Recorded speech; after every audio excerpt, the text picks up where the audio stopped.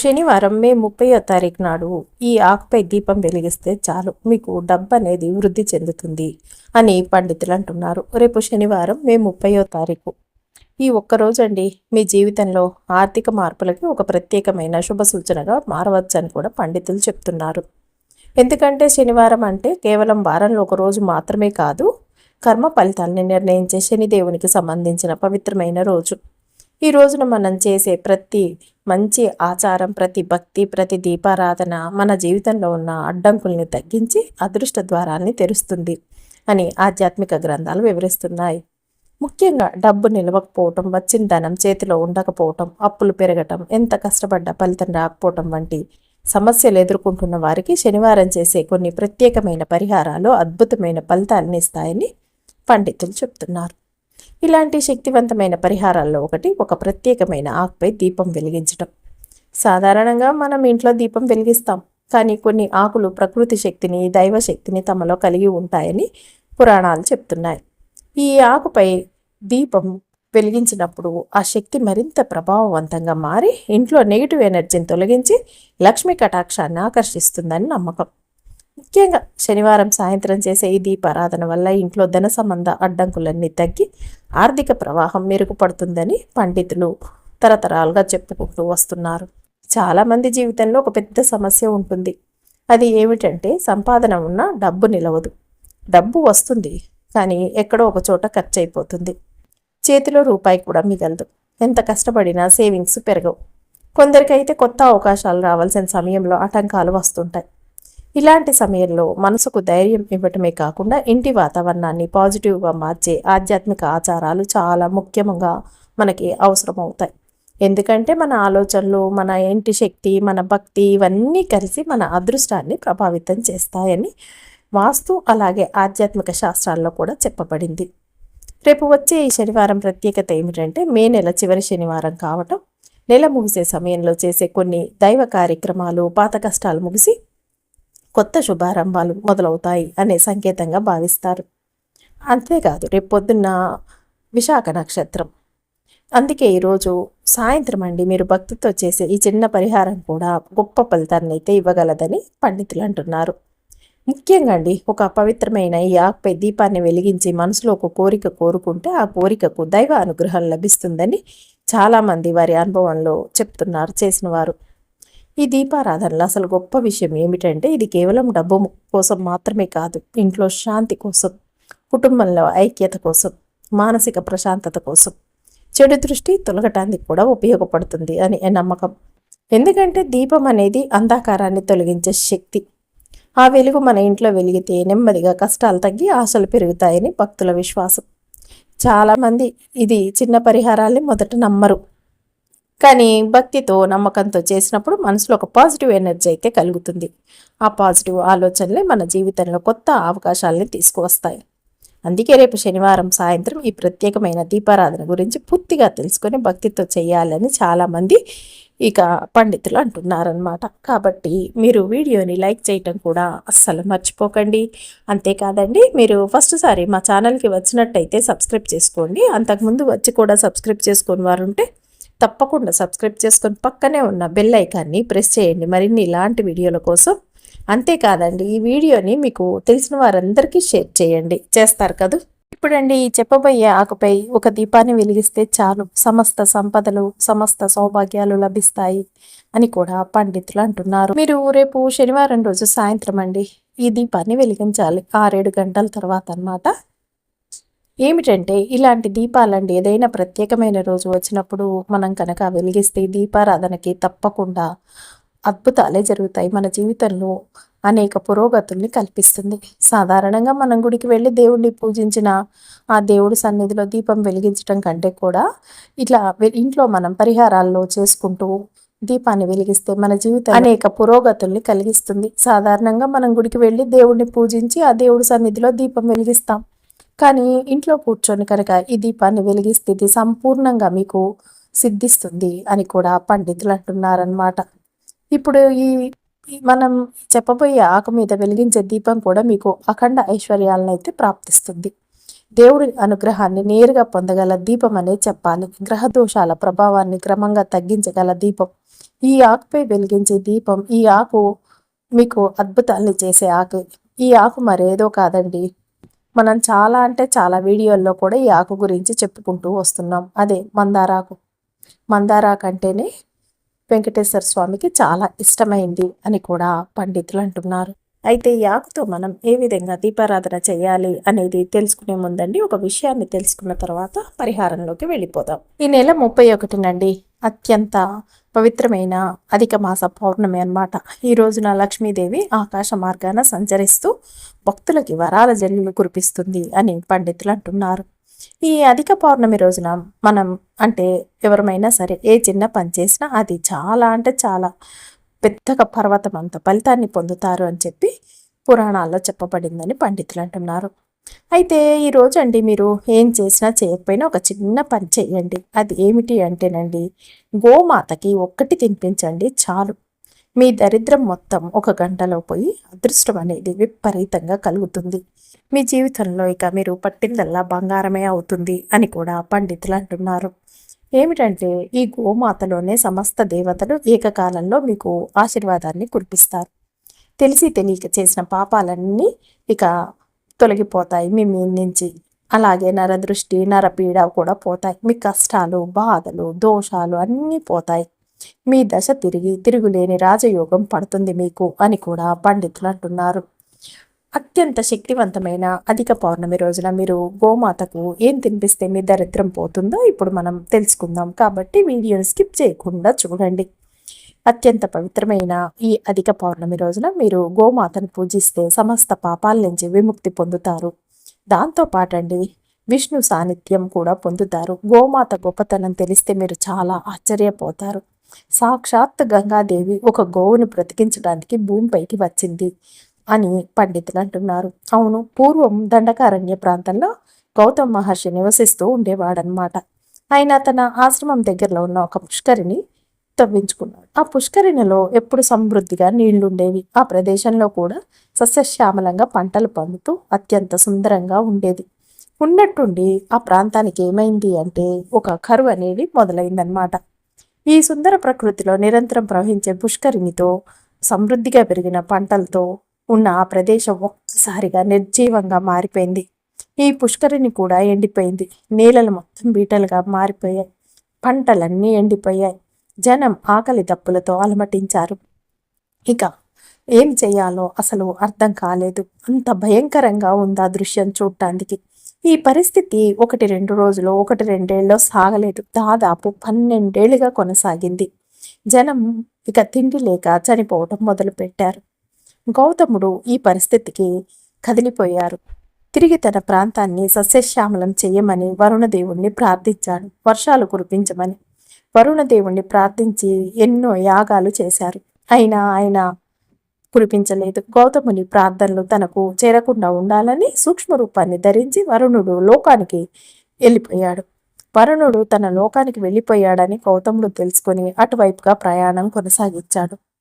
గౌతముని రాకని తెలుసుకున్న వరుణుడు తన నగరం చుట్టూ దట్టమైన మేఘాలతో ఒక కంచెలాగా ఏర్పాటు చేశాడు.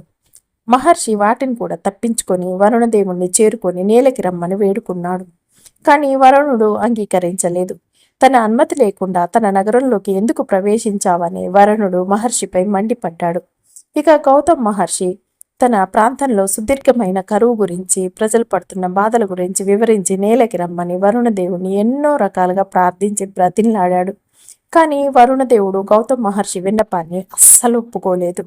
పైగా గౌతముడిపై తన పాశాలను వదిలాడు. అంటే మెరుపు తీగల లాంటి పాశాలను విసిరాడు. ఇక గౌతముడు మరొక దారి లేక ఆ మెరుపు తీగలతోనే వరుణుణ్ణి బంధించి తన ప్రాంతానికి లాక్కొని పోయాడు. మంత్రబలంతో అతన్ని నీరుగా మార్చి పుష్కరిణిలో ప్రవహింపచేశాడు. గౌతముడి పుణ్య విశేషం వల్ల మంత్రబలం వల్ల అతడికి కట్టుబడ్డ వరుణుడు పుష్కరిణిలో ప్రవేశించడానికి ఒప్పుకున్నాడు. కానీ వరుణుడు ఒక షరతు పెట్టాడు. ఏ రోజైతే గౌతముడు పాపం చేస్తాడో ఆ రోజు తను అక్కడి నుంచి తిరిగి వెళ్ళిపోతాను అని షరతు పెట్టాడు. అయితే గౌతముడు ఆ షరతుని అంగీకరించాడు. ఇక లోకమంతా కరువు తాండవిస్తున్న గౌతముని ఆశ్రమం ప్రాంతం మాత్రం సుభిక్షంగా ఉంది. 12 ఏళ్ల కరువు పూర్తయింది. ప్రపంచమంతా వానలు కురిపించాల్సిన బాధ్యత వరుణుడిది. అయితే గౌతముడు బంధించడం వల్ల వరుణుడు తన ధర్మాన్ని నిర్వర్తించడానికి ఆటంకం కలిగింది. గౌతముడితో ఏదో ఒక పాపం చేయించి తను అక్కడి నుంచి వెళ్ళిపోవాలని మాయోపాయాలను ఆలోచించసాగాడు. గౌతముడితో ఎలాగైనా సరే పాపం చేయించాలని నిశ్చయించుకున్న వరుణుడు ఒక ఉపాయం చేశాడు. ఒకనాడు ఆశ్రమ ప్రాంతంలోని పుష్కరిణి ప్రాంతంలోకి ఒక ఆవు వచ్చింది. గౌతముడు దానికి గడ్డి పరకలతో మెల్లగా అదిలించాడు. దానికి అది క్రింద పడి ప్రాణాలు కోల్పోయింది. గౌతముడికి గోహత్య పాతకం చుట్టుకుంది. వరుణుడు అక్కడి నుంచి విముక్తుడయ్యాడు. పుష్కరిణి మళ్ళీ ఎండిపోయింది. గౌతముడు జరిగిన దానికి తీవ్రంగా చింతించి బ్రహ్మదేవుడి దగ్గరకు వెళ్ళాడు. ఆయన సలహా ప్రకారం అక్కడ పరమశివుడి గురించి తీవ్రంగా తపస్సు చేసి శివుడు ప్రత్యక్షమైన తర్వాత గౌతముడిని వరం కోరుకోమన్నాడు. అప్పుడు గౌతముడు శివుడితో తన జటాజుటంలో కొలువై ఉన్న పరమ పావని గంగను నేలపై విడవమని కోరుకున్నాడు. శివుడి జటాజుటం నుంచి ఆకాశంగా నేలకి తుంకింది గంగాదేవి. అప్పుడు గౌతముడు ఆమెని చనిపోయిన ఆ గోవు కళంబరం మీదుగా ప్రవహింపచేశాడు. ఆవు వెంటనే సజీవంగా లేచి నిల్చుంది. గౌతముని గోహత్య పాతకం తొలగిపోయింది. సప్త ఋషులు గంగను తర్వాత సముద్రుని చెంతకు చేర్చారు. నేలకు దిగిన గంగమ్మ ప్రవాహంతో దక్షిణ భారతదేశం అంతా సస్యశ్యామలమైంది. గౌతముడి వల్ల నేలకు దిగింది కనుక ఆమెను గౌతమి అని గోవుని బ్రతికించింది కనుక ఆమెకి గోదావరి అని పేరు వచ్చింది. కాబట్టి గోవుని బ్రతికించడం కోసం గంగామాత భూమి మీదకు దిగింది. గోవు మహాత్యం తెలిపే ఈ కథను ఎవరైతే వింటారో వారి యొక్క సమస్త పాపాలు నశిస్తాయి, వారికి అదృష్టం పడుతుంది. ఈ కథను ఇప్పుడు మీరు వింటున్నారు కాబట్టి మీకున్న పాపాలన్నీ కూడా తొలగిపోతాయని పండితులు అంటున్నారు. ఇక ఈ గోమాత కండి ఈ అధిక పౌర్ణమి రోజున మీరు కనుక ఇది తినిపించారంటే మీ దశ తిరుగుతుంది, మీ సుడి తిరుగుతుంది, తిరుగులేని రాజయోగం పడుతుంది. ఏమిటంటే రేపటి అధిక పౌర్ణమి రోజున మీరు గోవుని దర్శించి 3 ప్రదక్షిణలు చేసి గోవుకి పచ్చగడ్డిని తినిపించాలి. అలాగే నీళ్ళల్లో కొంచెం తౌడు వేసి ఆ నీళ్ళని గోమాతకు తాగించాలి. ఈ రోజు ఎవరైతే అలా చేస్తారో వారికి జన్మ జన్మల్లో పాపాలన్నీ నశించి ఇక వారి అదృష్టం అనేది మొదలవుతుంది. తిరుగులేని రాజయోగం అనేది వారికి పడుతుంది. మీ కష్టాలు మొత్తం, బాధలు మొత్తం, సమస్యలు మొత్తం ఈ రోజుతో పోయి ధన ప్రవాహం అనేది కలుగుతుంది. ఈ అధిక పౌర్ణమికి ఎంతో శక్తి ఉంది. అత్యంత పవిత్ర శక్తులు ఈ రోజుకు ఉంటాయి. ఈ అధిక మాస పౌర్ణమి గురించి మహావిష్ణువు లక్ష్మీదేవిని అడిగినప్పుడు శ్రీ మహావిష్ణువు ఇలా చెప్తాడు. ఏమిటంటే ఈ పురుషోత్తమ మాసంలో వచ్చే పౌర్ణమి రోజున ఎవరైతే పుణ్యనది స్నానాలు, జపాలు, హోమాలు, దానాలు ఆచరిస్తారో వారికి అనేక రెట్ల ఫలితాలు లభిస్తాయి. ఈరోజు ఎవరైతే పుణ్యకర్మలు ఆచరించకుండా ఉంటారో వారి జీవితంలో కష్ట నష్టాలు ఎదురవుతూ ఉంటాయి. ఈ రోజు నుండి పితృదేవతల పేరును తలుచుకొని దానం చేయటం చాలా మంచిది. వారిని గుర్తు చేసుకొని వారి గురించి జ్ఞాపకాలను పంచుకోవటం ఈరోజు చేయటం వల్ల మీ ఇంట్లో మంచి ఫలితాలు అయితే కలుగుతాయి. అంతేకాదు లక్ష్మీదేవి ఈ అధిక మాస పౌర్ణమి రోజులో విశ్వంలో లక్ష్మీదేవితో పాటు అనేక శక్తులు కూడా అన్నమాట అద్భుతంగా సంచరిస్తూ ఉంటాయి. కొన్ని శక్తులు మేల్కొంటాయి. వాటి ద్వారా వచ్చే మంచి శక్తుల్ని అందరూ పొందవచ్చు అన్నమాట. ఈ విధంగా చేయటం వల్ల ఈరోజు ప్రశాంత మనసుతో ఎవరైనా సరే జపం చేయాలి. ఇలా ప్రకృతిలోని అద్భుత శక్తుల్ని పొందవచ్చు. ఎవరైతే ఓం నమ శివాయ అనే మంత్రాన్ని 108 సార్లు జపిస్తే మీకు కోరుకున్నది దక్కుతుంది. అలాగే ఈరోజు చేసే దాన ధర్మాలు, పూజల వల్ల అధికమైన ఫలితాలని పొందుతారనమాట. ఈ అధిక మాస పౌర్ణమి మహిమ గురించి లక్ష్మీదేవికి మహావిష్ణువు చెప్పాడు. లక్ష్మీదేవి మీ ఇంట్లోకి వచ్చి ఐశ్వర్యాన్ని కురిపిస్తుంది. ఈరోజు మీరు లక్ష్మీదేవి ముందండి 11 రూపాయలు లేదా 21 కాయిన్స్ లేదా 2 రూపాయల నాణ్యాలను తీసుకొని వాటికి పసుపు రాసి అమ్మవారి చిత్రపటం ముందు ఉంచి చక్కగా పూజ చేసేయండి. అమ్మవారి ఫోటోకు పుష్పాలు సమర్పించి మీరు 5 వత్తులు విడిగా వేసి ఆవు నెయ్యితో దీపారాధన చేయండి. ఇక ఈ రోజు రాత్రి ఆ పూజ గదిలోనే కాయిన్స్ మొత్తం ఉంచేయండి. ఆ తర్వాత రోజు ఉదయం ఈ 11 నాణ్యాలని తీసుకొని మీరు 21 పెడితే 21 నాణ్యాలు అనమాట తీసుకొని ఒక ఎర్రటి వస్త్రంలో మూట కట్టి మీ ఇంట్లో డబ్బులు దాచుకునే దగ్గర ఈ మూటను ఉంచుకోండి. ఈ విధంగా మీరు వ్యాపార స్థలంలో గల్లాపెట్టెలో కూడా పెట్టుకోవచ్చు. ఇలా చేస్తే చాలండి. ఇక లక్ష్మీదేవి అనేది మీ ఇంట్లో తిష్టం వేసుకొని మరి కూర్చుంటుంది. ధనవర్షం కురుస్తుంది. జీవితంలో మీకు ధనపరమైన సమస్యలు అనేవి అసలు రానే రావు అనమాట. అంతటి శక్తి ఈ అధిక మాస పౌర్ణమి రోజున ఉందన్నమాట. ఈ విధంగా మీరు చేస్తే చాలు, మీకు అద్భుతాలే జరుగుతాయి ఇక అని పండితులు అంటున్నారనమాట. ఈ రోజున అలాగేనండి మీరు రావి చెట్టుకు నీరు పోసి ఏదైనా పంచదారను అక్కడ నైవేద్యంగా పెట్టి రావి చెట్టు దగ్గర దీపారాధన చేస్తే లక్ష్మీనారాయణల ఆశీర్వాదం మీకు కలిగి తిరుగులేని రాజయోగం కలుగుతుంది. ప్రకృతిలోని అద్భుతాలన్నీ కూడా మీకు సిద్ధిస్తాయి. మీరు ఏ పని చేసినా కూడా మీ అభివృద్ధి అనేది బాగా ఎక్కువగా జరుగుతుందన్నమాట మీరు చేసే పనులలో అని కూడా పండితులు అంటున్నారు. అలాగే ఈరోజు ఇలా చేయటం వల్ల మీ అప్పుల బాధలన్నీ పోయి మీరే అప్పులు ఇచ్చే స్థాయికి కూడా ఎదుగుతారు అని పండితులు అంటున్నారు. ఇక ఈ రోజు రాత్రి అండి మీరు పౌర్ణమి రోజు రాత్రి 31వ తారీఖు రోజున చేసే లక్ష్మీ ఆరాధన అద్భుతమైన ఫలితాన్ని అయితే ఇస్తుందన్నమాట. ఈ అధిక మాస పౌర్ణమి రోజు రాత్రి చేసే పూజలు సిరి సంపదల్ని ప్రసాదిస్తుంది. ఎందుకంటే పౌర్ణమి రాత్రి వేళల్లో లక్ష్మీదేవి ఆకాశ మార్గాన ప్రయాణిస్తూ తన కోసం పూజలు చేసేవారిని భక్తుల్ని అనుగ్రహిస్తూ వెళ్తుందని కూడా పండితులు అంటున్నారనమాట. ఈ విధంగా అమ్మవారి కటాక్షం కారణంగా మీకున్న దరిద్ర బాధలన్నీ తొలగిపోయి సిరి సంపదలు అనేవి మీకు చేకూరుతాయని కూడా పండితులు చెప్తున్నారు. ఇక పరిహార విషయంలోకి వస్తేనండి, దీపాన్ని ఇలా పెట్టడం వల్ల దేవుడి అనుగ్రహాన్ని నేరుగా పొందగలం. ఈ దీపం అనేది కూడా గ్రహ దోషాల ప్రభావాన్ని మీకు తగ్గించగలదన్నమాట. ఈ దీపం ఈ ఆకుపై వెలిగించడం వల్ల మీకు అద్భుతాలే జరుగుతాయని పండితులు అంటున్నారు. ఈ దీపాన్నండి వెలిగించడానికి పురుషులు, స్త్రీలు, పిల్లలు అని లేకుండా తేడా లేకుండా ఎవరైనా వెలిగించవచ్చు. ఎలాంటి రూల్స్ అనేవి లేవన్నమాట. దీనికోసం మీకు ఒక మంచి ఆరోగ్యకరమైన మందారాకు ఒక పెద్దది తీసుకోండి. ఎటువంటి మరకలు మచ్చలు ఉండకూడదు, చిరిగిపోయి ఉండకూడదు. పెద్ద ఆకును తీసుకొని ఏం చేస్తారంటే దాన్ని శుభ్రంగా కడగండి. కడిగిన తర్వాత దానిపై చందనాన్ని, కుంకుమ పువ్వుని పెట్టండి. ఇక పసుపు పెట్టకండి, చందనాన్ని, కుంకుమ పువ్వునే పెట్టండి. మీరు అలాగే ఈ మందారాకు మీదండి ఒక పక్కకి పెట్టేసి మీరు చక్కగా ఉంచండి, బొట్లలాగా పెట్టి. ఇలా పెట్టిన మందారాకుని మీ ఇంటి పూజ గదిలోనండి మీరు పెట్టుకుంటే మంచిది. అలాగే ఒక ప్రత్యేకమైన మట్టి ప్రమిదను కూడా తీసుకోండి అన్నమాట. ఈ మందారాకు మీదండి ఈ మట్టి ప్రమిదను పెట్టి మనం దీపాన్ని వెలిగించాలి. ఈ ఆకు ఏ దిశలో పెట్టాలి అనేది మనం ఇప్పుడు తెలుసుకుందాం అన్నమాట. ఏ దిశలో పెట్టాలంటే ఏ దిశలోనైనా ఉంచవచ్చు. ఈ దిశలోనే ఉండాలి అనే నిబంధన ఏమీ లేదు. అయితే మీ ఇంట్లో పూజ గదిలో వెలిగించే దీపం కాబట్టి పూజ గదిలో ఇతర దీపాలని ఈరోజు వెలిగించే దీపాలన్నీ కూడా ఏ దిశకైతే పెడుతున్నారో మనం ఈ దీపాన్ని కూడా అదే దిశలో వెలిగించాలి. ఇక ఈ దీపం వెలిగించడం వల్ల మనకి ఎలాంటి లాభాలు కలుగుతాయి అంటే, ఈ మందారాకు అనేదండి మీకున్న అడ్డంకులన్నింటినీ కూడా తొలగిస్తుంది. ఇది ఒక దైవ వృక్షం అనేది చెప్పాలి. ఇంట్లో ఎలాంటి ఆటంకాలు వచ్చినా, మంచి పనికి అవరోధాలు ఏర్పడినా, ఉద్యోగం రాకపోయినా, పిల్లల చదువులలో ఎదుగుదల బాగుండకపోయినా, ఏ సమస్య వచ్చినా కూడా ఈ ఒక్క మందారాకుతో పరిష్కారం అనేది మీకు లభిస్తుంది.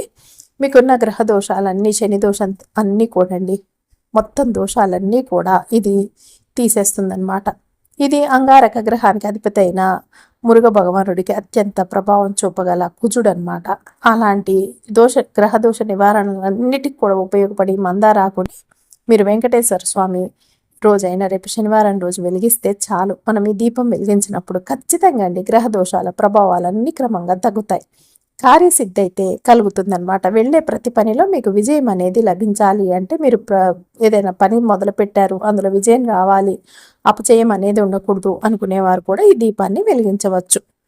అయితే ఈ దీపాన్ని మీ ఇంటి పూజా గదిలోనండి వెంకటేశ్వర స్వామి ముందు అరగంట సేపు అయినా సరే, గంట సేపు అయినా వెలిగించినా చాలు. పూజ గదిలో మిగతా దీపాలన్నీ కొండెక్కినప్పటికీ ఈ దీపాన్ని కూడా కొండెక్కకుండా అలా ఒక అరగంట సేపు అయినా ఉంచండి. ఆ తర్వాత మరుసటి రోజు ఆదివారం రోజు మీరు ఈ ఆకును తీసుకొని మీరు భద్రపరచవలసిన అవసరం లేదు. దాన్ని మొక్కలకి లేదా ఎక్కడైతే తొక్కమో ఆ ప్లేస్లో లేదా నీళ్ళల్లో మీరు ఎండిపోయిన పూలన్నీ కూడా పడేస్తుంటారు కదా పక్కకు, అక్కడైనా పడేయచ్చు అనమాట. ఇది చూడటానికి చాలా సులభమైన దీపంలా కనిపిస్తుంది, కానండి రేపు మీరు పెట్టి చూస్తే అసలు ఈ ఒక్క దీపం మీ జీవితంలో అనేక మార్పులను అయితే తీసుకువస్తుంది. ఈ విధంగా మీరు దీపం పెట్టడం వల్ల మీకు డబ్బు అనేది విపరీతంగా వస్తుంది అని కూడా పండితులు అంటున్నారు.